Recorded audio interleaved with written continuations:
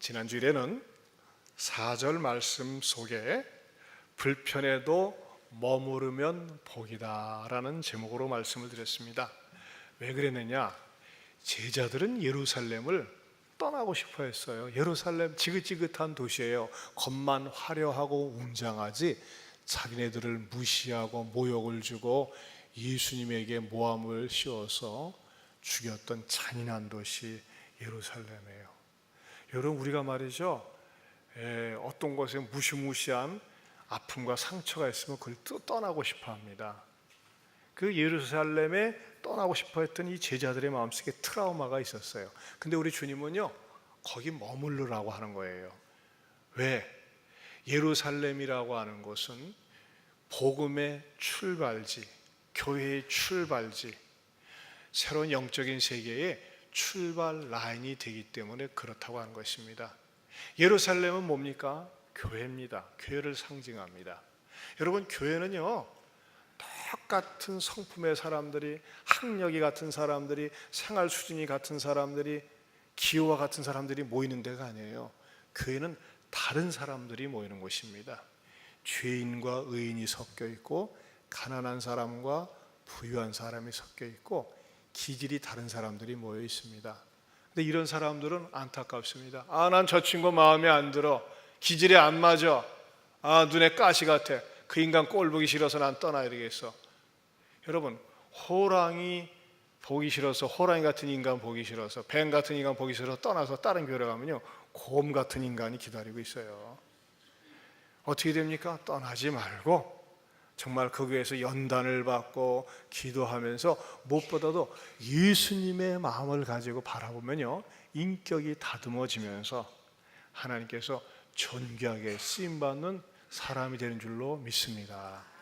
교회에서 이단의 말씀을 가르치지 않는데, 진리, 목사의 말씀이 받아들여지지 않고 거부가 되지 않는 이상 말이죠, 어떤 인간관계나 사람 사이에서 사는 그런 것 때문에 떠나면요, 다른 데 가면 또 그런 것들이 기다리고 있어요.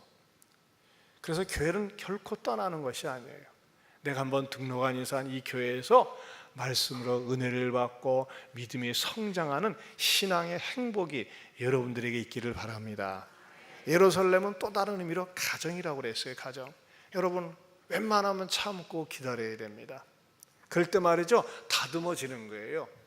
제가 여러분들에게 늘 오기의 역사를 말씀드렸어요. 오기. 우리 주님께서도 예루살렘을 떠나지 말고 내게서 들은 바 아버지께서 약속하신 것을 기다리라. 그냥 기다렸겠어요?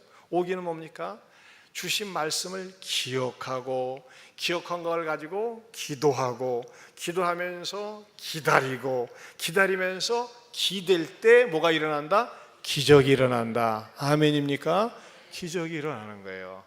하나님께서 여러분들에게 이런 오기의 역사가 충만하게 될 수 있기를 축원합니다. 오늘은 사도행전 강의 7번째가 되겠습니다. 이 5절 말씀인데 5절을 다시 한번 볼까요? 요한은 물로 세례를 베풀었으나 너희는 몇 날이 못되어 무엇으로? 성령으로 세례를 받으리라. 거기다 줄을 세요. 성령으로 세례를 받으리라. 사실 이 말씀이 말이죠, 좀 이해하기가 쉽지 않습니다. 왜 그러느냐면요, 물로 세례를 받는다는 건 쉽게 보여져요. 그렇죠? 우리가 1년에 2번씩 세례식 할 때 물을 찍어가지고 물로 세례를 줍니다. 물로 세례를 받는다는 말은 이해가 되는데, 성령으로 세례를 받는다는 말씀 자체는 굉장히 추상적입니다. 그리고 어떻게 보면 관념적으로 보일 수가 있어요. 굉장히 추상적인 거거든요. 성령이라고 하는 것은 하나님의 영이에요. 그건 보이는 세계가 아니에요.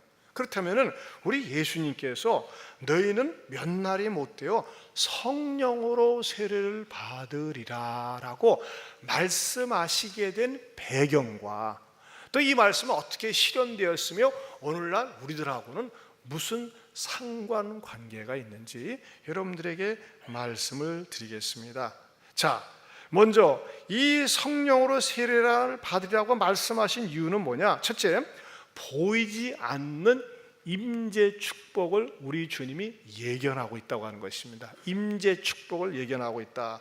무슨 임재 축복입니까? 보이지 않는 임재 축복. 우리는 말이죠, 사람은 무슨 어떤 사물을 봐야지만이 내 마음에 확신이 생기고 든든한 겁니다. 그러지 않습니까? 근데 하나님은 보이지 않는 분이세요. 근데 보이지 않는 하나님이 보이는 하나님으로 나타나신 분이 바로 예수님이십니다. 예수님이 이 땅에 오셔가지고 3년 동안 공적인 사역을 하시고 십자가에 못 박혀 죽임을 당했습니다. 너무나도 인간적으로 보면 억울하고 비참하게. 그런데 예수님께서 십자가에 못 박혀 죽임을 당했을 때에 제자들은 공황 상태에 빠져가지고 뿔뿔이 흩어졌습니다. 그리고 다락방에 숨어 지내고 있었습니다. 그런데 예수님은요, 평소에 제자들에게 내가 십자가에 못 박혀 죽임을 당할 것이고 3일 만에 죽음을 정복하고 부활할 것이라고 누누이 말씀을 하셨지만 제자들은 깡그리 잊어버리고 말았어요. 그리고 마침내 예수님께서 부활하신 다음에 제자들에게 나타나셨습니다. 나타나신 다음에 뭐 했어요? 야, 내가 부활했으니까 재밌게 놀자 그랬어요? 아니에요. 제가 여러분에게 강론한 것처럼 3절에 보면 40일 동안 제자들과 더불어 하나님 나라의 일을 말씀하셨어요. 저는 이 장면을 한번 이렇게 상상과 연상을 해봤어요. 부활하신 주님이 40일 동안 이 땅에 체류하면서 제자들에게 말씀을 나눴을 때 그 제자들의 기분과 상태는 완전히 붕 뜬 상태 아니었겠어요? 저분은 사람은 사람인데 하나님의 사람이고 죽었다가 살아난 분이야 하면서 그 주님과 더불어 교제 나누고 말씀을 들을 때 얼마나 황홀했겠어요. 마치 변화산상에서 말이죠, 예수님께서 호련히 변모되었을 때 그 모습이 아니었을까요? 그래서 베드로가 그랬잖아요. 주여, 여기가 좋사오니 여기서 초막 셋을 짓고 삽시다 한 것처럼 아마 이 제자들도 그런 마음이 있었을 거예요. 아마 예수님이 어디 가려고 하면 예수님은 여기가 좋사오니 예수님하고 묶어가지고서라도 어디 가지 못하고 여기에 있어가지고 계속 지내고 싶었을 거예요. 그런 마음이 제자들에게 있는 것을 아신 거예요. 그래서 뭐라고 말씀하시는 거예요? 뭘 말씀하시나? 떠나는 것이 유익하다고 하는 것입니다. 이 떠나는 것이 유익하다고 하는 것은 무슨 말씀이냐? 제자들에게 육체적인 임재 이유식이 필요하다는 겁니다. 무슨 말씀이냐면 어린아이가 태어나면은 젖 먹는 아이들은 어떻습니까? 엄마가 먹을 것 주고 젖 주고 장난감 주고 그래도 10분이라도 잠시라도 떠나 있으면 애가 어떡합니까? 싫어요. 아이에게 있어서는 눈에 보이는 먹을 거, 마실 거, 장난감 거 필요한 게 없어요. 그런 게 필요한 게 아니에요. 늘 누가 있으면 돼요? 엄마가 있으면 돼요. 근데 엄마가 잠깐 어디 갈게 싫어요, 그냥 늘 같이 있어야 돼. 근데 어느 순간 드디어 이유식을 경험을 하는 거예요. 아이가 커가면서 유년기, 소년기, 사춘기, 청소년기, 장년기가 되면 어때요? 엄마 아빠랑 떨어져 있어도 불안하지 않습니다. 왜? 독립심이 생기기 때문에. 그리고 부모님 늘 떨어져 있지만 전화 한 통해라도 그냥 있다는 것만으로 안심이 돼요. 멀리 떨어져 있지만 임재를 경험하는 거예요. 어머니 아버지가 제주도가 있든지 뭐 해외에 있든지 자녀들이 어디 갔든지 뭐 목소리만 들어도 아는 거예요. 제자들이 그랬어요. 제자들은 예수님께 꽉 붙어 있었으면 좋겠어요. 너무너무 좋은 거거든요. 그러나 예수님과 늘 육체적으로 같이 있으면 예수님은 어떤 분으로 전락하고 맙니까? 제자들의 구세주밖에 안 돼요. 이스라엘 백성들 몇 명의 구세주밖에 안 되는 거예요. 그럼 우리 예수님께서는요, 제자들만을 위한 구주로 오신 것이 아니라 온 인류의 구주가 되기 위해서 오셨어요. 그래서 예수님께서도 살아생전에 사역을 하실 때 뭐라고 말씀을 하셨습니까? 요한복음 16장 7절에서 8절 말씀 시작. 그러나 내가 너희에게 실상을 말하노니 뭐하는 것이? 내가 떠나가는 것이 너희에게 유익이라. 내가 떠나가지 아니하면 보혜사 성령과 너희에게로 오시지 아니할 것이요 가면 내가 그를 너희에게로 보내리니 그가 와서 죄에 대하여 의에 대하여 심판에 대하여 세상을 책망하시리라. 예수님이 육체적으로 떠나가는 것이 유익하다는 것입니다. 예수님께서 육체적으로 떠나가고 대신에 뭐예요? 예수님과 똑같은 영을 보내주신다는 거예요. 그분이 뭐예요? 그분이 바로 성령님이시요 그분이 보혜사라고 하는 건데, 그 성령님을 보내주시는 결정적인 사건이 초대교회에 일어납니다. 그것을 성령으로 세례를 받는다고 주님께서 말씀하셨는데, 그 성령으로 세례를 받는 사건이 사도행전 2장, 여러분 바로 옆에 있으니까요, 2장 1절에서 4절 같이 보겠습니다. 시작. 오순절날이 이미 이름에 그들이 다 같이 한 곳에 모였더니 호련히 하늘로부터 급하고 강한 바람 같은 소리가 있어 그들이 앉은 온 집에 가득하며 마치 불이 혀처럼 갈라지는 것들이 그들에게 보여 각 사람 위에 하나씩 임하여 있더니 그들이 다 성령의 충만함을 받고 성령이 말하게 하심을 따라 다른 방언들로 말하기를 시작하니라. 네, 이것이 교회의 시작이면서 성령으로 세례를 부은 사건이라고 하는 것입니다. 그렇다면 우리들과 성령 세례는 어떤 관계일까요? 종종 어떤 목사님들은, 신학자들은 이 사도행전 2장 1절과 같은 사건이 똑같이 재현될 수 있다고 하면서 막 이것을 구하는 교회가 있어요. 하지만 2000년 교회 역사상 이렇게 된 적은 없습니다. 이건 유일무이하게 딱 한 번 있었어요. 왜? 이 초대교회 성령이 강림한 사건은요, 눈에 보이게 임했고 귀에 들리게 임했고 말할 수 있게 임했어요. 완전히 시청각적으로 말이죠, 완전히 너무나 선명하게 임했어요. 왜 그러느냐? 이것은 새로운 성령의 역사의 출발점임을 보여주는 사건이기 때문에 그렇습니다. 그러나 오늘날에 성령으로 세례를 받는다, 성령이 그 사람에게 임한다고 하는 사건은 어떻게 나타나는 것일까요? 먼저는요, 성령으로 세례를 받은 사람은 마음속에 누가 뭐라고 해도, 누가 무슨 소리를 해도 이런 확신이 차 있는데 그것은 예수님에 대한 확신입니다. 다른 말로 얘기하면요, 성령으로 세례를 받으면 여러분들 스스로에게 제가 질문하고 싶고 자문자답을 해보세요. 나는 과연 성령으로 세례를 받았는가? 나는 성령으로 세례를 받았을까? 나는 성령의 사람인가? 오늘 설계 제목이 뭡니까? 내 안에 하나님의 영이 임하다니. 내 안에 하나님의 영이 있다. 하나님의 영은 다른 말로 하면 성령이요, 성령은 예수님의 영입니다. 따라서 합시다. 성령은 하나님의 영이요, 하나님의 영은 예수님의 영이다.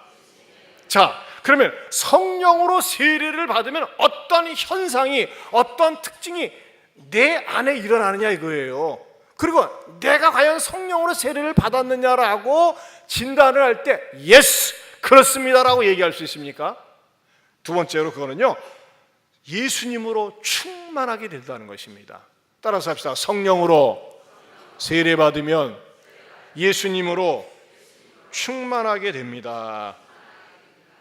성령이 그 사람의 마음속에 들어오게 되면요, 성령으로 세례를 받으면요, 예수님을 말하지 않고서는 견딜 수가 없고, 예수님을 생각하지 않으면 견딜 수가 없고, 예수님을 사랑하지 않으면 견딜 수 없는 상태가 성령으로 세례를 받은 것이요, 성령이 그 사람에게 임한 것입니다. 그러나 어떤 경우 이런, 여러분들 가운데 그런 분들이 있어요. 어떤 시간과 공간을, 자리를 만나가지고서 기회만 주어지면 예수님을 말하고 싶어요, 예수님을 전하고 싶어. 이 사람은요, 성령 세례 받은 사람이고 성령의 사람이에요. 그런데 어떤 사람은 안 그래요. 왜 그렇죠? 전에는 그랬는데 안 그래요. 왜 그런 거죠? 그 사람은 성령의 충만함이 필요한 거예요. 죄악된 생활, 세상에 매여서 살면요, 내가 하나님 앞에 기도하지 않으면 그 은혜가 떠나가지고 성령 충만한 것이 말이죠, 채워지지 않기 때문에 그런 것입니다. 여러분, 성령으로 세례를 받는다, 성령으로 충만하게 된다라고 할 때 여기에 나타나는 현상이 뭐라고 그랬어요? 예수님으로 충만해지는 거예요. 오해하지 마세요, 여러분. 예수 믿고 성령으로 충만해지면요, 입심양면이나 출세나 성공이나 세상적으로 쭉쭉빵빵 잘 나가기 위해서 성령으로 세례를 주신다고 말씀하신 게 아니에요. 물론 우리가 이 땅에 살면서 필요한 것을 공급하시고 채워주세요. 하지만 성령을 주신 목적은, 성령으로 세례를 주시려고 하는 목적은 예수님에 대해서 더 분명히 알고 정확하게 알고 확신을 가지면서 그 마음속에 예수님을 전하지 않으면 견딜 수 없도록 만든다고 하는 것입니다. 그렇다면 여러분은 어떠세요? 성령 세례 받으셨습니까? 성령 세례 받기 전에 제자들은요, 예수님을 믿기는 믿었지만 어때요? 너 예수 믿지? 너 말하는 거 보니까 예수쟁이 같아? 너 예수 제자 같아? 그랬을 때 어떻게 해요? 무서워했고 도망갔어요. 피했어요. 그러나 성령 세례 받고 보니까 어때요? 누가 무슨 말을 하더라도 아무리 핍박을 하더라도 두려워하지 않고 오히려 담대히 주님을 증거했다고 그랬어요. 사도행전 5장 40절에서 42절 같이 보겠습니다. 시작. 그들을 불러들여 채찍질하며 누구 이름으로? 예수의 이름으로 말하는 것을 금하고 놓으니 사도들은 그 이름을 위하여 능력받는 일에 합당한 자로 여김을 기뻐하면서 공회 앞을 떠나니라. 그들이 날마다 성전에 있든지 집에 있든지 예수는 그리스도라고 가르치기와 전도하기를 그치지 아니하니라. 그들이 누구예요? 초대교회 성도들이, 성령 세례 받은 사람들이 성전에 있든지 집에 있든지 예수는 그리스도라고 전도하기와 가르치기를 그치지 않았다 그랬어요. 이게 바로 뭐예요? 성령 세례 받은 사람, 성령 받은 사람의 특징입니다. 여러분들은 어떻습니까? 저는 하나님께서 우리들에게 다시 한번 성령으로 충만하게 하여 주시기를 바랍니다. 예한교회 시작이 어제가 딱 16주년 되는 날이라고 아까 말씀을 드렸어요. 예한교회를 어디서 시작했습니까? 남중동 제1예식장 4층에서 시작을 했습니다. 정말 그때도 더웠어요. 또 예식장이 말이죠, 오랫동안 안 쓰다 보니까 퀴퀴한 에어컨 냄새가 나고 말이죠, 환경은 그렇게 좋지 않았습니다.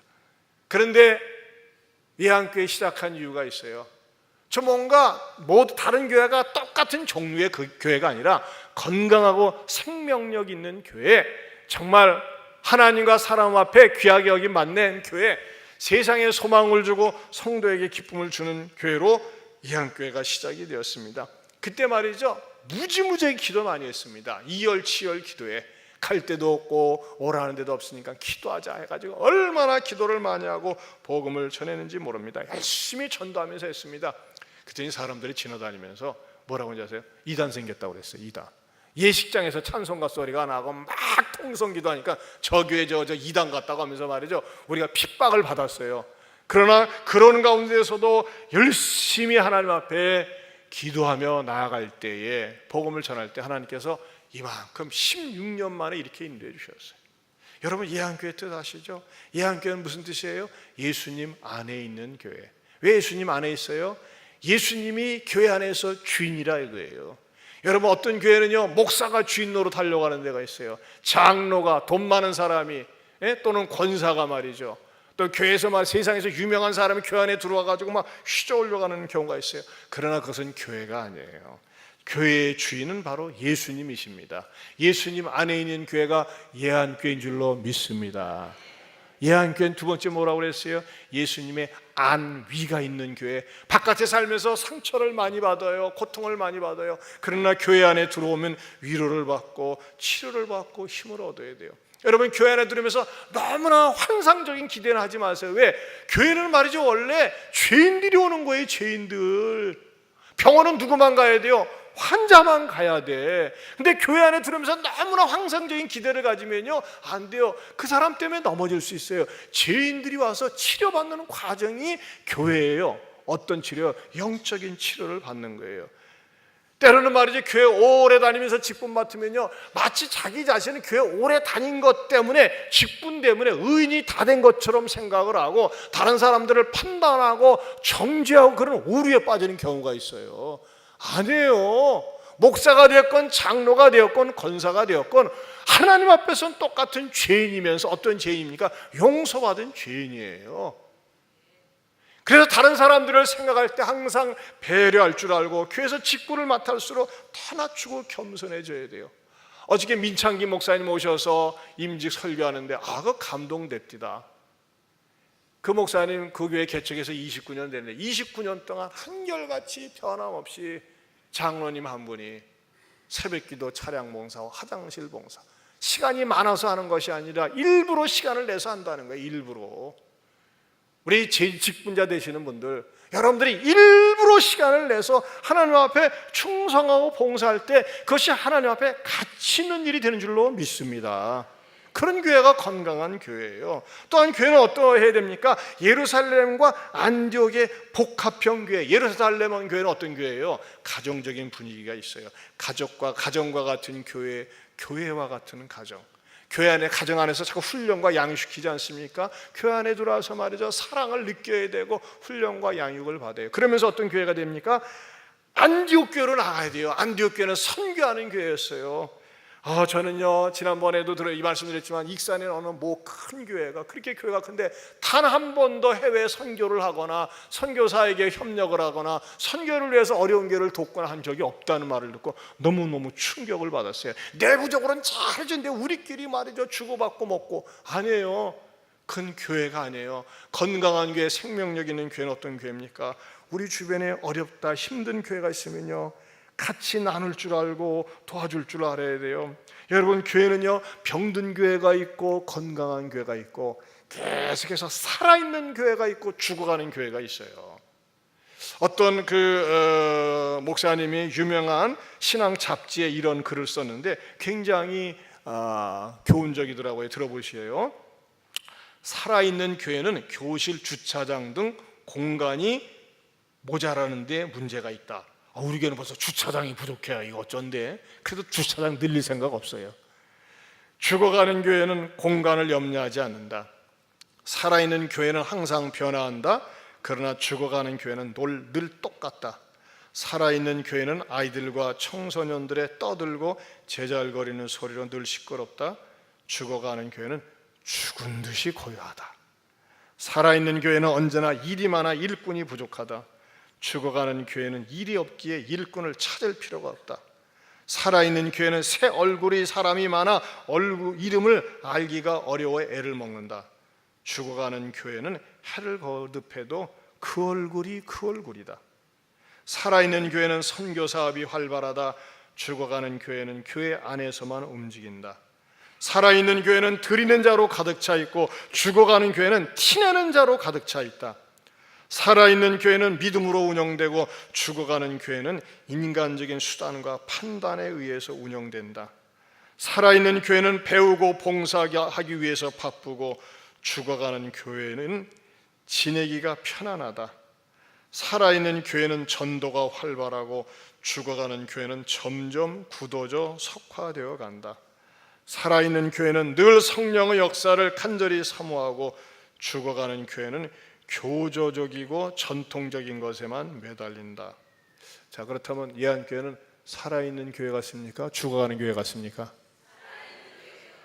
아멘입니다. 살아있는 교회예요. 여러분, 교회는 말이죠, 사이즈가 얼마나 크냐, 얼마나 많이 모이냐, 헌금이 얼마나 많이 들어오냐, 그것으로 판단하는 거 아니에요.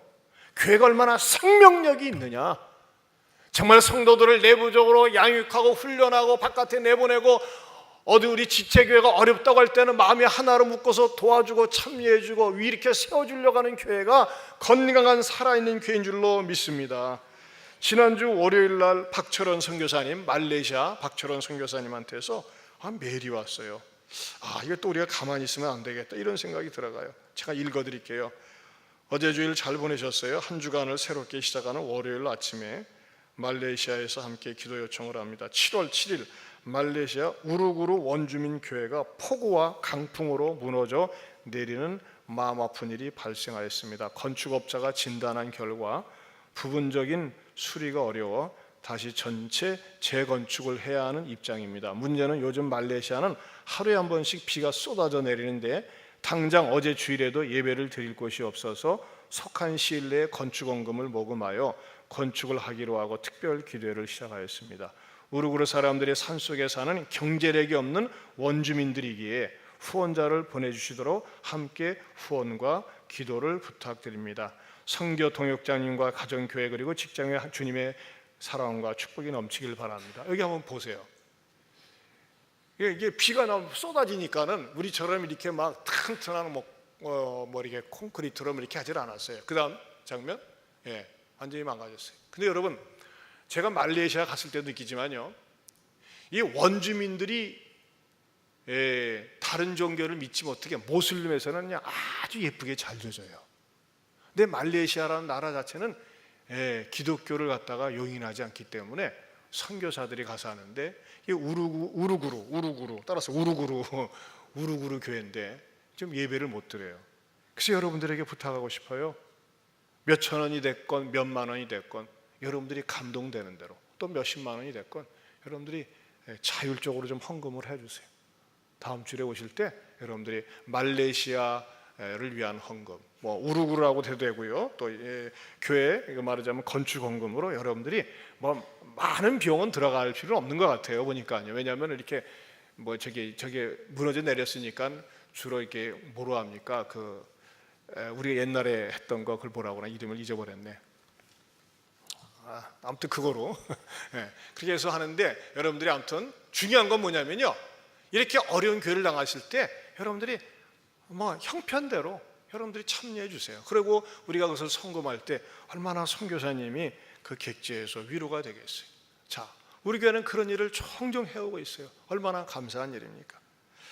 성령으로 세례를 받으면요, 연약한 교회, 병든 교회를 치료하고 같이 책임을 지려고 합니다. 성령으로 세례를 받으면요, 세 번째로 세상의 어떤 난관도 헤쳐나갑니다. 여러분, 신앙생활 하면요 난관들이 있어요. 신앙생활 안 해도 난관이 있지만 해도 난관이 있어요. 그러나 신앙생활을 해도 난관이 있을 때 성령으로 세례를 받은 사람, 하나님의 영으로 인도함을 받는 사람 어떻습니까?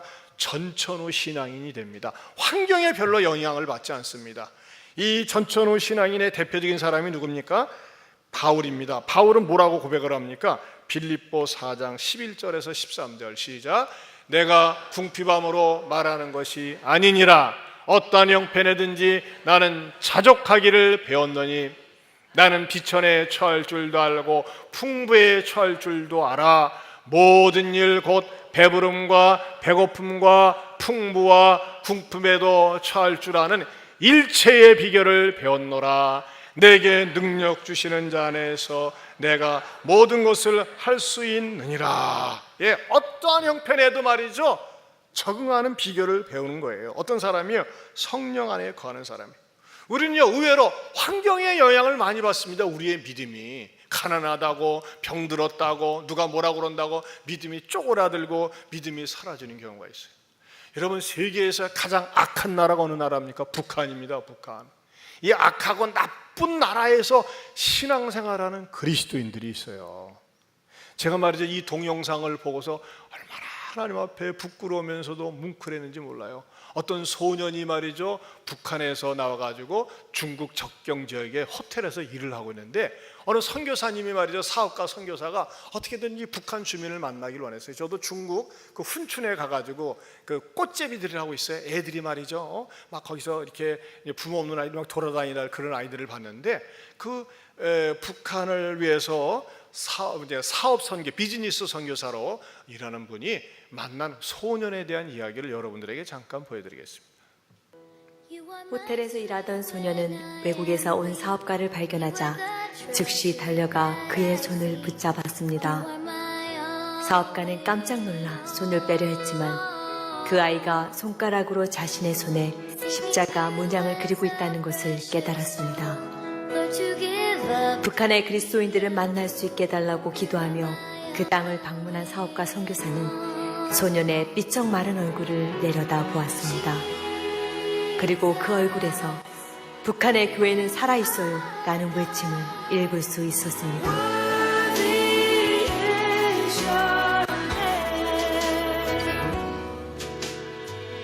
다음 날 선교사는 소년을 은밀히 만났습니다. 선교사는 소년의 아버지가 믿음을 지키다가 몇 해 전에 투옥되었다는 사실을 알게 되었습니다. 그로 인해 소년의 가족들은 정부의 야만적인 대우를 받아 말할 수 없는 고통을 겪어왔고 생존을 위해 끼니를 구걸해야 했습니다. 더욱이 그 해는 가뭄이 심해 북한 전역의 수많은 백성들이 심각한 영양실조로 죽어가고 있었습니다. 내가 무엇을 해주면 좋겠니? 선교사는 소년이 가족들을 위해 음식을 정할 것이라 예상하며 물었습니다. 그러나 소년은 다음에 4가지를 부탁했습니다. 제가 그동안 호텔에서 일하면서 번 돈의 11조를 가져가 주세요. 세례를 베풀어 주세요. 성만찬을 베풀어 주세요. 좀 더 좋은 성경책을 주세요. 소년의 굳은 믿음에 감동한 선교사는 왈칵 쏟아지는 눈물을 참을 수가 없었습니다. 소녀는 물질적인 도움을 받으면 하루 이틀 지나 다시 이전과 같은 공공으로 돌아가게 되겠지만 영적인 도움을 받으면 영원을 준비할 수 있다는 것을 잘 알고 있었습니다.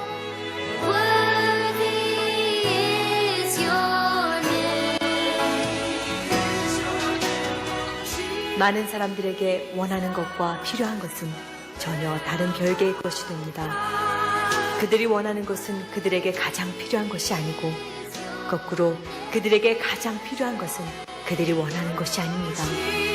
이로 인해 너무도 많은 사람들이 좌절하게 되는 것입니다.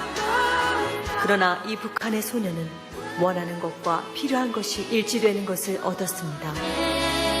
그 소녀는 가장 필요한 바로 그것, 예수 그리스도를 원했던 것입니다. 오직 예수님만이 당신의 원하는 것과 당신에게 필요한 것을 동시에 채워주실 수 있습니다.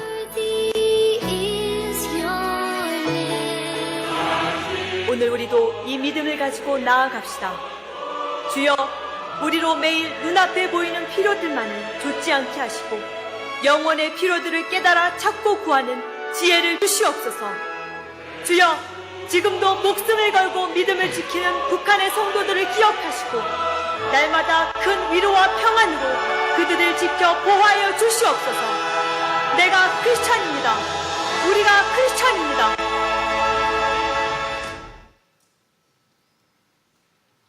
여러분 어떻습니까?